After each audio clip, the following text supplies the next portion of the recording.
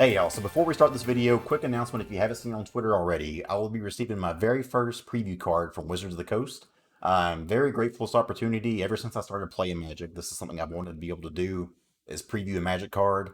So on April 2nd, so the day of spoilers are officially released here, I will have my own preview card. Whether it's a good card or a bad card, we're going to have a video about it. So tune in that day, I'll set up a live premiere, previewing the card, talking about it, what it could do, and we'll just have some fun with it. So again, thank you Wizards for that opportunity for being able to do one. I'm stoked to have this opportunity. Without further ado, let's talk about some mystical archives. Let's go. How's it going, y'all? Titan Smash MTG, and today we're here with some previews of Strixhaven spoilers. Today's going to be a little bit of an interesting one because this is all historic. We have the Mystical Archive Collection coming to historic, which means there's a lot of new cards coming in here. And some of these cards are just format staples in other places. Things have been banned in modern, will be legal in historic. This is going to shake up historic format like crazy. And not to mention these cards are beautiful. So I wanted to take a look at every single one that isn't in historic already and take a look at, just kind of what cards are coming into historic, what archetypes I think they'll go into, and how this will change the meta overall. Now, we're not going to look at cards that already exist in historic, and we're not going to look at the banned cards. So RIP to the ones that got banned preemptively. Probably for the best for some of them, though there's some other ones, Lightning Bolt, I really wish we could have in historic. But let's go ahead and take a look at these cards again, just look at how they're going to change the format, what new decks they may spring up, and what old decks they can slot right into. So without further ado, let's quit yapping, let's take a look at these. Let's go! So first card we'll talk about here is Grape Shot. Grape Shot is 1 in a red, deal 1 damage to any target, but it has Storm. So you'll see we have quite a few Storm cards coming up here. Grape Shot been in here means for one, and it looks like with the other card we got as well, we may see Storm deck in historic. Now, that's going to be a lot harder because you don't have your Manamorphose, you don't have the kind of free-ish kind of cards that gain mana like you do in older formats. However, there are different ways to do kind of things. We've seen the Embry type decks do things. Inspiring Statuary kind of list can really just make a bunch of mana and do a lot of Cheerios type of stuff. I think Grape Shot could be a way to really go into some new Storm decks, but as well slide into these Embry decks and things of that nature. Now, the deck building for this is going to be very, very creative, and personally, I'm going to let somebody else do the work on that because that's a little bit above me right now in historic. But it seems like they may have got enough kind of, gas to make this happen. I saw somebody, Scott Colin, if you don't know him, is it Master, working on a Golgari list, and the Golgari list, featured Bolus of Citadel, so you can pay life for all these kind of things. We already have the card later on, let's see, that gives you 3 life with Storm, so you can use Bolus Citadel, do all these things, then you can storm off that, gain a bunch of life, and then keep on just going through your library like crazy. So yeah, Grape Shot coming to historic, Storm coming to historic. It's a big one. So next we'll look at Mizzix's Mastery. This is 3 in a red, so 4 mana total. Sorcery, exile target card that's an instant of sorcery from your graveyard. For each card exiled this way, copy it, and you may cast a copy without paying its mana cost. Exile Mizzix's Mastery. You also have Overload for 5 and 3 red. You may cast a spell for its overload cost. If you do, change the text by replacing instances of target with each. So that would be exile each card that's an instant or sorcery from your graveyard and recast them. This card is insanely strong. I'm very surprised it got to historic. Now, you're going to have to get a little bit creative with your deck building to make this work, but there's instances here where you could do something like a Sultai kind of list, splashing red for this. Turn 1, say you play something like a Land War Elf. Turn 2, you have a way to kind of play your land, maybe mill some cards, mill over your Sultai Ultimatum. Turn 3, you're playing Mastery, you're casting Sultai Ultimatum. Whoa! That's not a world I want to be in. That's actually terrifying. But I think Ultimatum type of list and things that really want to do some just degenerate broken stuff is where this card will go. But Mizzix's Mastery, obviously something good there. Also, if you just wanted to be a big rampy kind of list like that, maybe some land destruction, because you'll see some land destruction things we have here. Mizzix's Mastery, just a way to get all those kind of spells back, ramp up big, and then, because land destruction decks are usually kind of ramping anyways.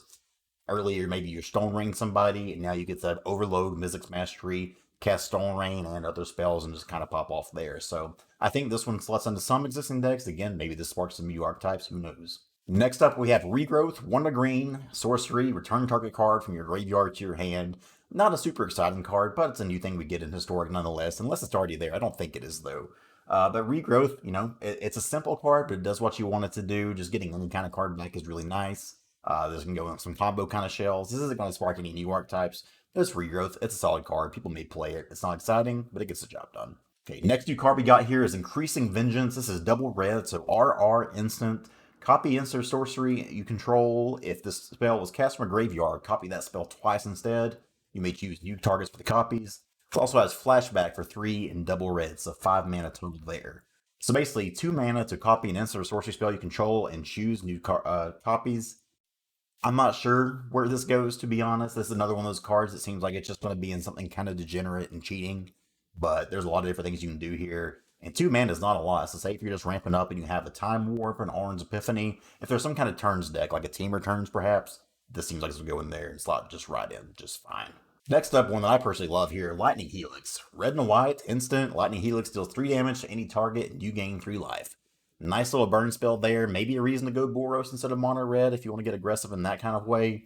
And a lot of people are going to be mad because Lightning Bolt got reprinted and Lightning Bolt's not in here. And I'm with you. I think Lightning Bolt should be legal. I don't think it'd be too dangerous for what the format does. But Lightning Helix, not a bad card to have. Just doing 3 damage or something and gaining 3 life is very relevant, especially out of the sideboard against aggressive decks. It's just a solid card. It's a card that's good against aggressive decks, but also aggressive decks can use. Not going to spawn any new archetypes, but it could be a reason to splash a different color compared to just going mono red. Next up, we have Compulsive Research. This is 2 and a blue, sorcery. Target player draws 3 cards, then that player discards 2 cards unless they discard a land card. So you're potentially draw 3, discard a land card. Any kind of like Simic ramp kind of thing, or something that's, base Simic and splashing another color probably. But that plays a lot of lands. It's not a big cost to discard a land card if you have enough of them already. And drawing 3 cards for 3 mana, you're just looking through a lot of your deck there. So this is one of those cards, probably not going to spawn anything new on its own, but I could definitely see it fitting in some shells that already pre-exist. So probably one of the cards that got the most talking and publicity about it, but is Faithless Looting. Faithless Looting, we all know what this is, banned and modern, but legal and historic. What a time we live in.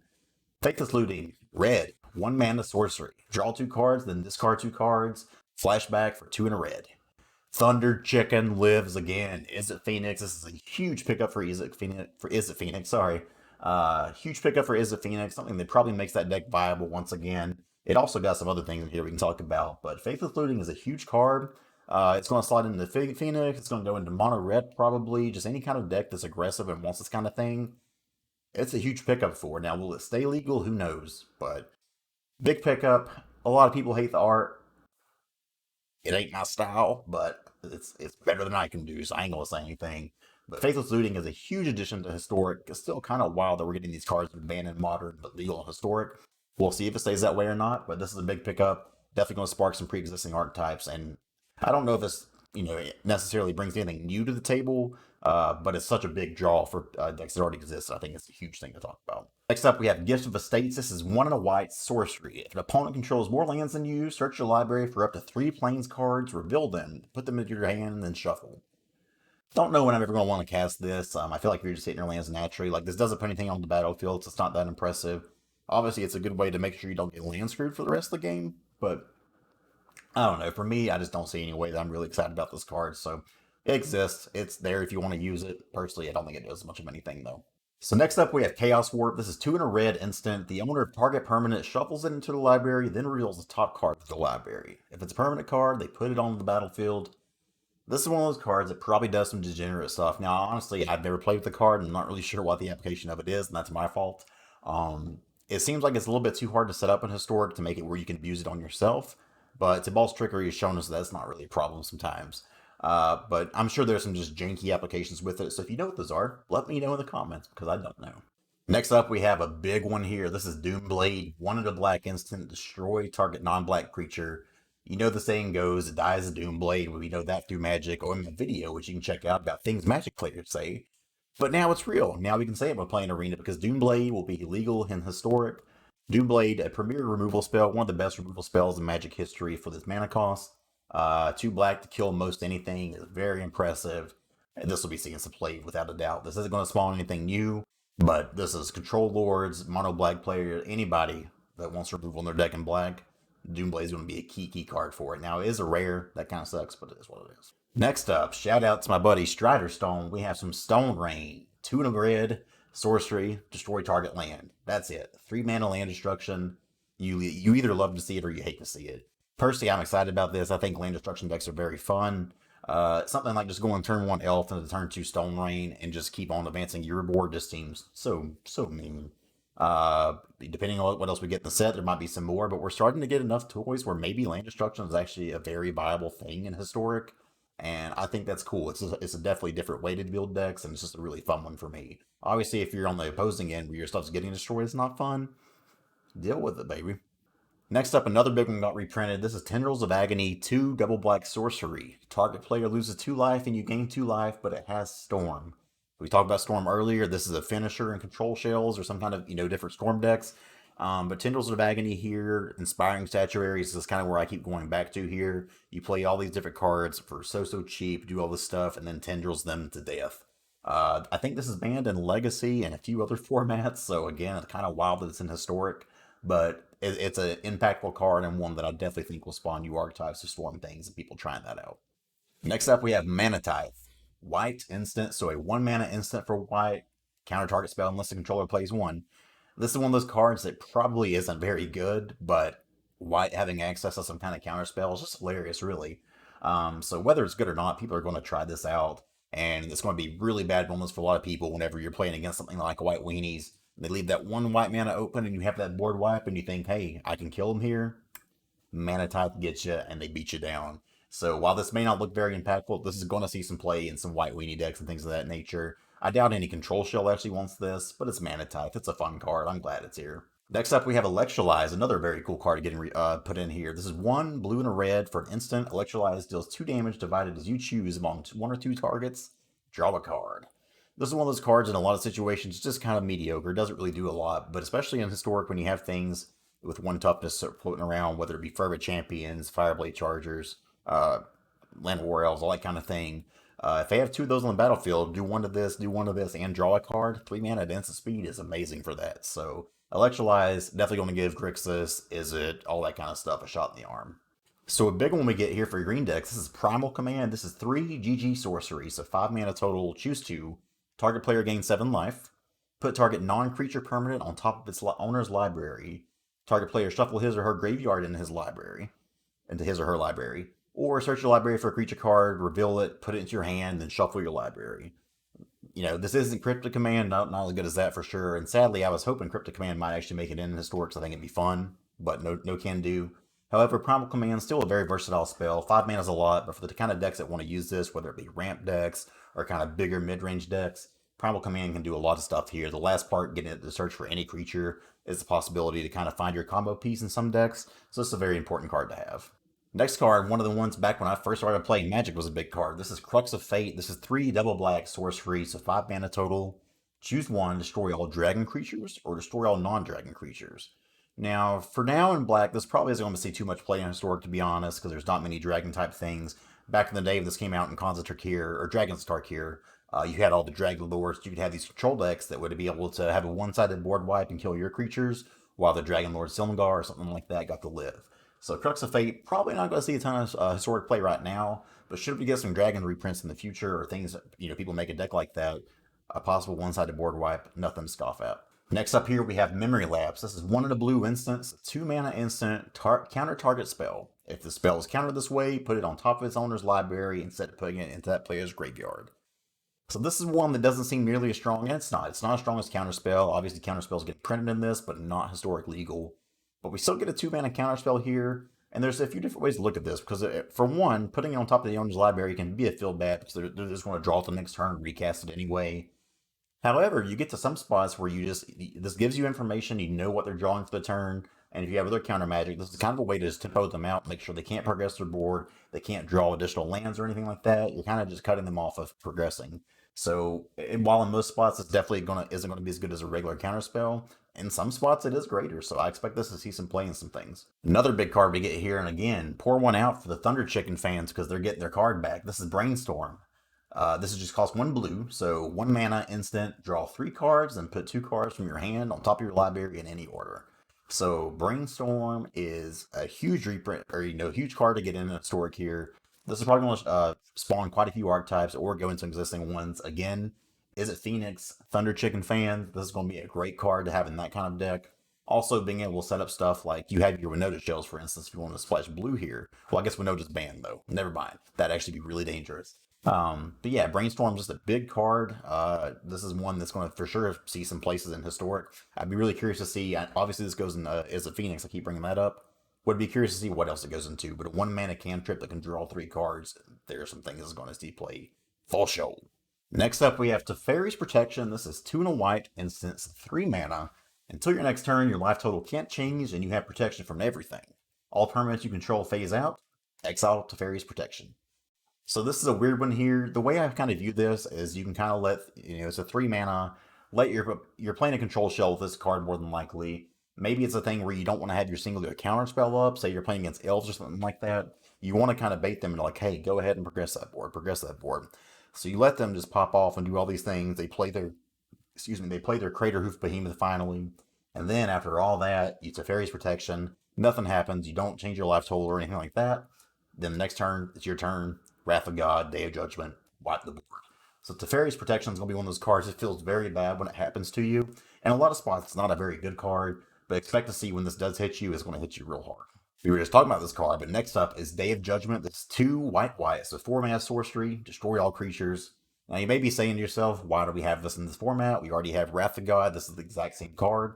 And you're right. However, we have things like Meddling Mage in Historic, which can name Wrath of God. So now you have no reason to play a whole playset of Wrath of God if that's your style. You can do 2 Wrath of God, 2 Day of Judgment, and this is just kind of a way to get around Meddling Mage a little bit. So it's just another way to do this. But if you're playing kind of things with it makes you need to be playing different card names if you can, just to get around things like that. So Day of Judgment, another 4 mana Wrath. I hate it. Thanks, Wizards. Hate it. So next up we have Blue Sun Zenith. This is blue, blue, blue, and X. This is an instant. Target player draws X cards. Shuffle this into your library. This is a big way to have a lot of card draw late game if you're a control shell. This obviously goes in any kind of control shells if they want this kind of effect. But the big thing is you shuffle this into your library. So this can help you just keep on drawing cards. If you're one of those Teferi decks that never wants to mill out, you can technically do this because you can just keep shuffling into your library. Um, Interesting way to do things there. This will be the top end of some control shells. They want this kind of card. I think Sphinx's Revelation is probably a little bit better, but this is just a way to do it in mono blue, or if you don't play white, a way to do that same kind of effect there. So Blue Sun Zenith, probably see some play. So next up we have Ephemerate. This is white, so 1 mana instant, exile target creature you control, then return to the battlefield under its owner's control. This also has Rebound. So Ephemerate is going to be one of those cards that probably, I mean, I could see this. Maybe some people want to get creative and make a brand new shell for this. Whatever deck this goes into is going to be a janky one, or it's going to be some kind of combo. Anything with big ETB triggers that you want to be able to do things with. I imagine this, I guess you can't play this in Niv Mizzet, but bouncing in Niv Mizzet would obviously be kind of crazy. But there's a few different things where those ETBs are so strong. There's already Azorius Blink kind of decks out there. This just kind of fits right into it to do some dirty stuff. Next up, we have Harmonize, 2 double green, so 4 mana sorcery, draw 3 cards. Is it exciting? No. Is it a 4 mana draw 3, which is okay? Yes. Nothing more to say about it. Next up, we have Putrefy. This is 1 black and a green for 3 mana instant. Destroy target artifact or creature. It can't be regenerated. The regenerator part doesn't matter because we don't really have regeneration historic right now. But this is the brother slash sister of Mortify. Destroy target artifact or creature. It's a solid removal spell. Nothing's going to like light the world on fire, but it's a thing where if you need to have some artifact removal in your Golgari deck, it's a good way to do so. Back on the Storm Train, next up is Mind's Desire. This is 4 blue blue, so a 6 mana sorcery. Shuffle your library, then exile the top card of your library. Until end of turn, you may cast that card without paying its mana cost. Storm. This card is one, again, I don't know how you build this deck, but this is going to go into some very disgusting piles and do some very broken things. This is Mythic on here for a reason. Mind's Desire and Storm Shells are going to be kind of wild. If there's any kind of taking turns list, I feel like this is going to be a card that wants to play, so we'll see how it works out. Next up, Black getting some more toys here. This is Inquisition of Kozilek B. So just 1 black mana for sorcery. Target player reveals his or her hand. You choose a non-land card from it with converted mana cost 3 or less. That player discards that card. Inquisition of Kozilek, modern staple. Another thing to go right beside Thoughtseize. So now you can have decks that play a playset of Thoughtseize and Inquisition. Black decks get a lot scarier, and it's just such a good pickup for historic. I kind of hate the discard spell, so in that way it's kind of scary, but there's no way this card doesn't play. Inquisition's just such a powerful card. All right, back on the Storm chain yet again, we have Weather the Storm. 1 in a green instant, you gain 3 life. It has Storm. As I was talking about earlier in Scott's deck that he was talking about, the Golgari one with Bolas of Citadel, Storm is featured in that deck. You can kind of pay all this life with Bolas Citadel. You eventually hit this, and you can gain a bunch of life back and keep that train going. So, Weather the Storm, a way to kind of just keep your it's a Storm piece. We'll see the Storm deck and what happens, what it looks like. But if it has green, it's playing that. Next up, we have Sign in Blood. This is black sorcery, so double black. Target player draws 2 cards and loses 2 life. This is a really nice pickup for the mono black aggro decks and any kind of thing that just plays black. Black is obviously a pretty rough cost, but just a two mana card that you can draw 2 and lose 2 life. That's not a big price to pay. Most of the time you're playing 3 mana for that kind of stuff. So 2 mana, obviously you got to be very hard black mana to make that work, but that's a good card. So next up, this is a funky card. This is Urza's Rage, 2 and a red for an instant, with kicker of 8 and a red. The spell can't be countered. Urza's Rage deals 3 damage to any target. If the spell is kicked, instead it deals 10 damage to that permanent or player, and the damage can't be prevented. I'm not sure what shell this goes in. I'm sure somebody will probably build around this card, but it could go in some other crazy janky stuff too. Obviously, you're going to have to ramp a lot to make this happen. But 10 damage is no joke, and there's enough stuff in now and historic in the format that can copy spells. You could just 20 somebody in the face of this without really trying too hard, so Urza's Rage, definitely a build around. I'll be curious to see who builds it and what it looks like. Next up, we have a really nice sideboard card for Historic. This is Krosan Grip, 2 and a green instant with split second, which means as long as the spell is on the stack, players can't cast spells or activate abilities that aren't mana abilities, destroy target artifact or enchantment. So if you just want, it's a little bit overcosted for what it does, but the way that it can't be countered and people can't do anything else there, split second kind of stops all that from happening. So it's just a guaranteed way to destroy an artifact or enchantment. And sometimes you want that in those kind of shells. So this will be a nice little sideboard card. Nothing main deck. Nobody's going to build around this card, but it's a good tool to have in Historic. So next up, I believe this is a brand new card, but this is Abundant Harvest. So this is a green mana. This is 1 mana sorcery. Choose land or non-land. Reveal cards from the top of your library until you reveal a card of the chosen kind. Put that card into your hand and the rest on the bottom of your library in any order. So for 1 mana, if you're missing out on lands, you just name land and you're guaranteed to hit one. Or if you need a card that's non-land, just choose that, go through your deck until you find one. This seems ridiculous to me. Like, this is obviously this is supposed to be for the next Modern Horizon set, I think I read. But Abundant Harvest seems like an auto put it, like any kind of deck that plays green, this is a card that I would want for sure. So Abundant Harvest, unless I'm reading this wrong, this is a powerhouse new card. So one card that a lot of people thought would be banned in here, but it's actually not one of the banned ones. This is Time Warp. This is 3 blue, 5 mana sorcery. Target player takes an extra turn after this one. There's already turns decks kind of out there. Luckily, Nexus of Fate is banned. Going Time Warp into Alrund's Epiphany has been foretold into Nexus of Fate would be terrifying. But this is another extra turns card, one of those kind of cards you can't look away from. And this is the cheapest one in Historic that we've seen so far. So Time Warp is definitely going to see some play. So that's what we have for all the mystical archives here. Now, there may be 1 or 2 that I'm missing. I think there's still like 3 left to spoil as a whole, but I think this hits most of them here. So be curious to know what y'all think about ones that these brand new cards we're getting in Historic. If I'm missing the archetypes, please let me know. I'd be curious to see what we get here. But this is going to shape up Historic in a huge way. These are some very powerful cards. This is going to make a lot bigger impact than I think any of the Historic anthologies have been. So please pray for me and my wallet and my wild cards, because that's the one thing about this that sucks, is most of these have been upshifted to rare or mythic. So things like Faithless Looting, the Word Common are now rare, which is very predatory, by the way. But it is what it is. So yeah, Historic's going to get a little bit more expensive to play, which is the downside of this, but man, what a format. This format's going to be insane. So I'm actually looking forward to playing this a lot. Hope y'all enjoyed this. This is a different kind of video for sure, but I enjoy talking about this kind of stuff. Hopefully next week we get some actual standard Strixhaven spoilers, but so far it's not looked that impressive. So hope y'all enjoyed. Thanks for watching. See you next time. Let's go.